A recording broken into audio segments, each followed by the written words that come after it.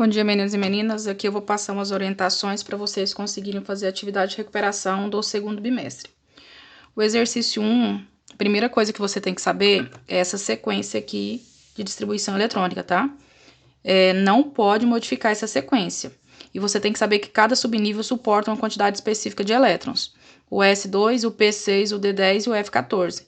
Você sempre tenta colocar o máximo, só coloca menos quando não precisa. O primeiro exercício, ele colocou SR38. Então, você vai pegar o número que tá aqui, ó, vai fazer a distribuição nessa sequência até completar esse valor, tá? Então, vou começar com um S, no S é colocado 2 elétrons. Próximo da sequência, 2S, continuo colocando 2 elétrons. Próximo da sequência, 2P, no P são 6 elétrons. Próximo da sequência, 3S, no S são 2 elétrons. Próximo, 3P, no P pode colocar 6 elétrons. Próximo da sequência, 4S. No S pode colocar 2. Aí a gente vai pegar esses números aqui de cima, ó, e vai somar até dar 38. Ó, 2, 4, 10, 12, 18, 20. Ainda falta 18. Depois do 4S vem o 3D. No D eu posso colocar 10. Faltava 18, agora já coloquei 10, então falta mais 8. Próximo é o 4P. No P eu coloco 6, então 16. Falta só mais 2. E próximo é o 5S. 2. Então, a gente somou aqui 38, ó, 2, 4, 10, 12, 18, 20, 30, 36, 38. O que você vai fazer para mim na número 1? Ele quer saber os números quânticos, o principal, o secundário e o magnético. Você vai pegar o último aqui, ó, e vai analisar esse último. O último aqui foi o 5S2. Esse número grande aqui, ó, ele vai ser o N, o número quântico principal. O S, ele vai representar o L. Aí a gente tem que saber, a gente tem S, P, D e F. Se parar no S, vale 0, no P vale 1, no D 2 e no F vale 3. A gente parou na letra S, então o nosso S vale 0, quer dizer que aqui é 0, porque a gente parou na letra S. Se a nossa distribuição tivesse parado na letra P, o L ia valer 1. Se tivesse parado na letra D, ia valer 2 e na F ia valer 3. O magnético, a gente tem que saber o seguinte, aqui, ó, o S, ele tem um orbital, que é um quadradinho, o P tem 3 orbitais, o D 5 e o F 7. Sempre o do meio é 0, se tiver antes ele é negativo e depois ele vai ser positivo. Aí você vai ver qual letra você parou e vai desenhar essa quantidade de orbitais, certo? Como a gente parou na letra S, o S ele só tem um orbital, então eu vou desenhar só um quadrado. E esse quadrado vale 0, esse orbital vale 0. Eu vou ver quantos elétrons eu tenho no S. No S aqui são 2 elétrons, então eu vou colocar uma seta para cima e uma seta para baixo. Como esse orbital vale 0, então meu M é 0. Agora vamos supor que a gente tivesse parado no P5. O P ele tem 3 orbitais, aí a gente ia desenhar os 3 orbitais, ó. 1, 2, 3. O do meio é 0, antes é negativo e depois é positivo. São 5, então a gente vai colocar 5. Um de cada vez, ó. 1, 2, 3. Não tem mais orbital, mas eu ainda preciso colocar elétrons. Eu vou voltar lá no primeiro, só que eu vou colocar para baixo, ó. 4, 5. O último parou no 0, então o M vale 0. Se o último parar no menos 1 e assim por diante, ok?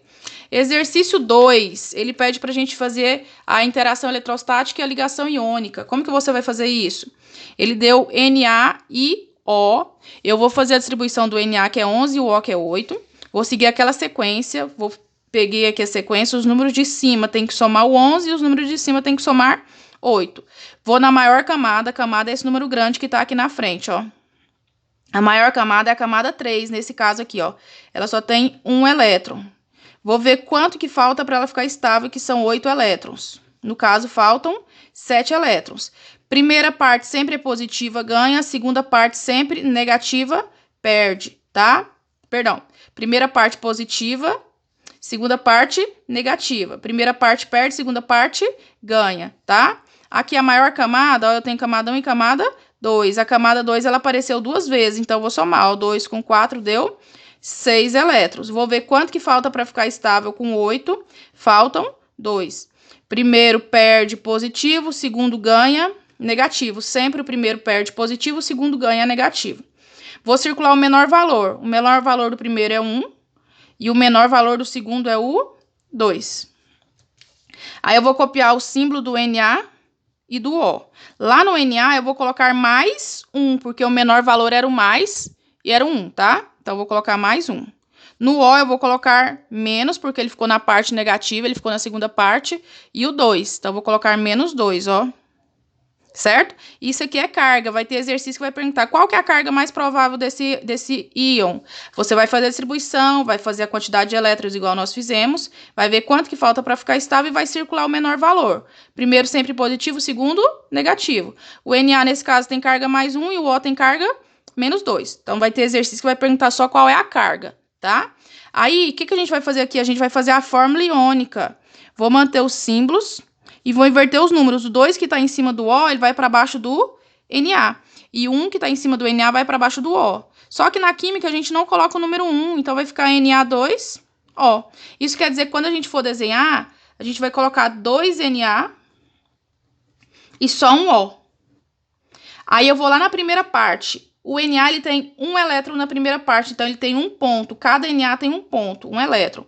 E o O na primeira parte dele tem 6 elétrons, então ele tem 6 pontos. 1, 2, 3, 4, 5, 6. Ligação iônica, a gente vai transferir elétrons, tá? Esse aqui tá na parte do perder, quer dizer que a seta vai sair deste elemento, desse átomo. A seta sai. Aqui tá na parte do ganhar, então aqui a seta chega. Então, do Na tem que sair quantas setas? Uma seta. E do O tem que chegar quantas setas? 2 setas. Então, o Na sai uma. Beleza, esse Na não pode sair mais nenhuma dele, mas esse Na pode, ó. E o O recebeu 2. Então, o O recebeu 2 setas, ganhou 2 elétrons. O Na saiu uma seta, ele perdeu um elétron. Então, o exercício 2 é assim. Exercício 5, ele quer saber sobre as semelhanças atômicas. O que você vai fazer?